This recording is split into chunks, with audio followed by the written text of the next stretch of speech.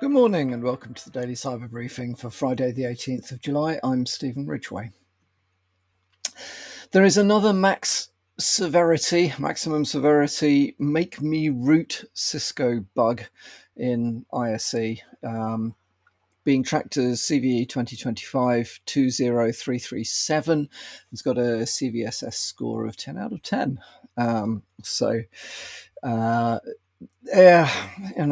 There are no workarounds available to this. So if you're running ISE,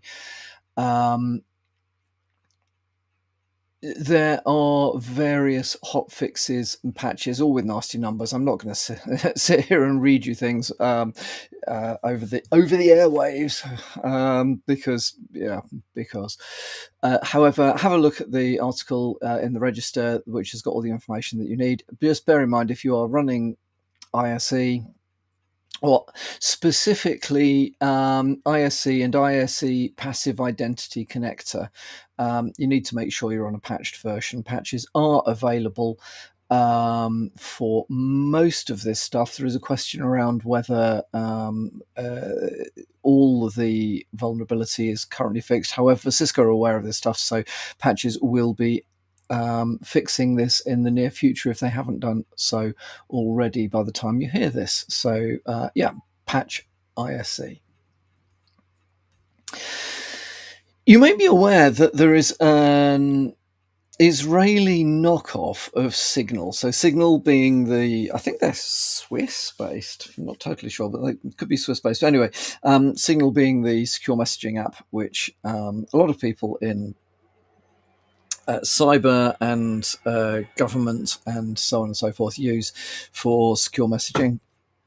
Well, there's a knockoff version called TeleMessage Signal, as in SGNL. That version has got a flaw that's being currently exploited by attackers. The vulnerability is CVE 2025-48927, and it has been added to CISA's list of known exploited vulnerabilities. Federal agencies have been given until, I think, the 22nd, of July to either apply patches or to cease using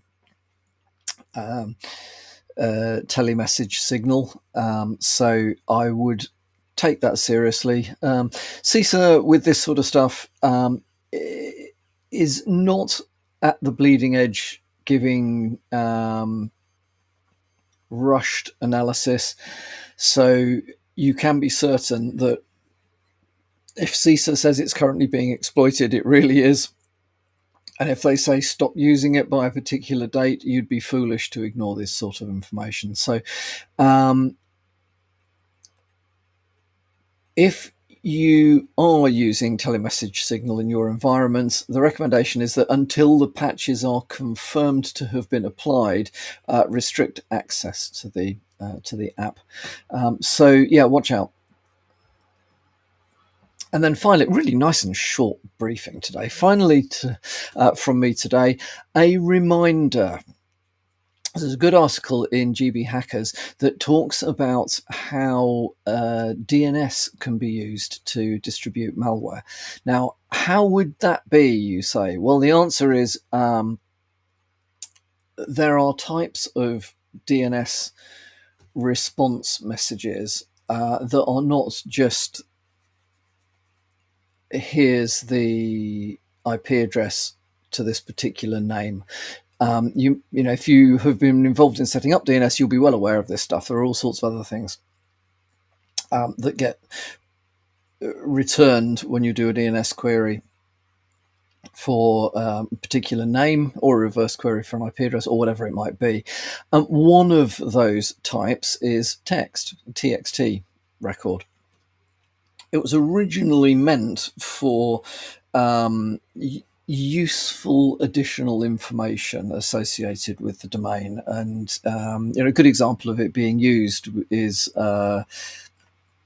if you are looking to get some analysis of your website, the analysis engine may want you to prove that you own the website. So they give you a text field, random long string of characters, and they say, well, okay, if you're really the owner of this website, put this string into a text file so that when we do a DNS lookup, we can check that you've added it. And you go away to your DNS management platform, you add in the text record, you put in the stuff, because you've got control over it and you're legitimate. And then the tooling will say, oh yeah, that's absolutely fine, you clearly are the person you say you are, yes, we'll do the things that you've asked us to do, kind of thing. However, there's no restriction as to what you can put into a text DNS response. So it is entirely possible, and has been demonstrated to be exploited, that you can put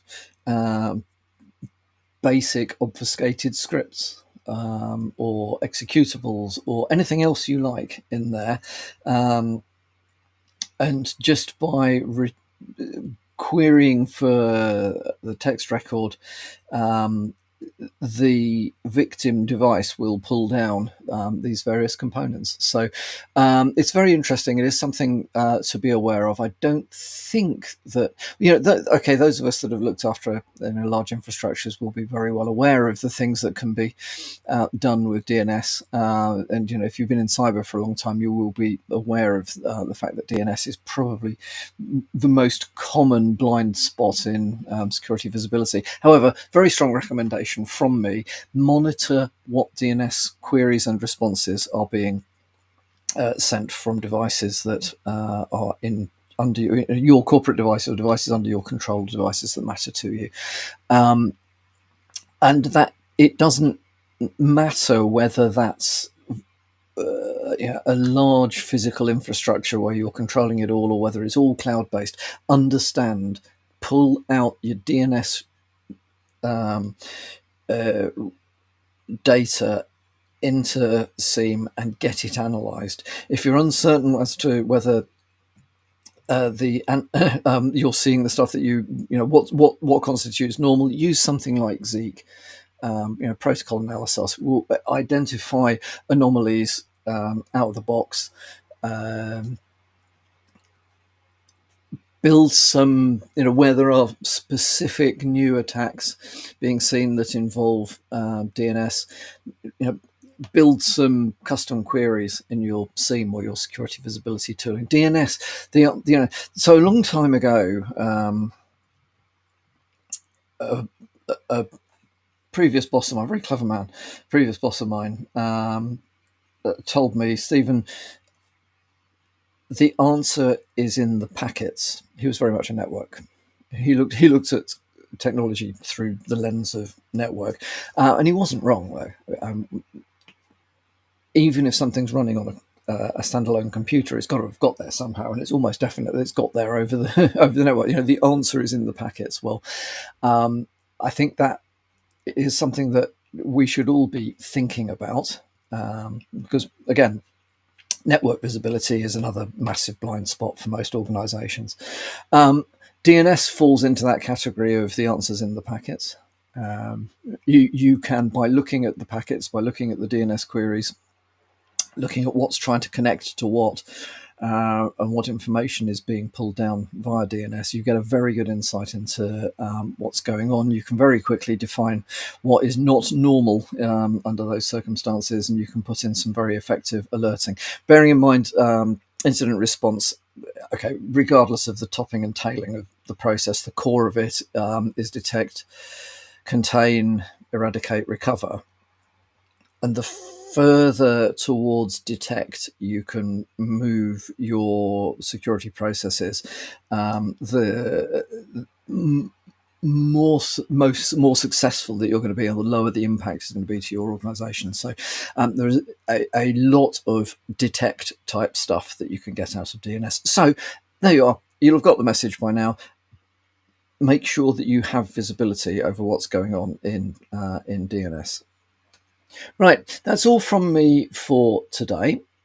Hope you have a good Friday. Hope you have a great weekend. And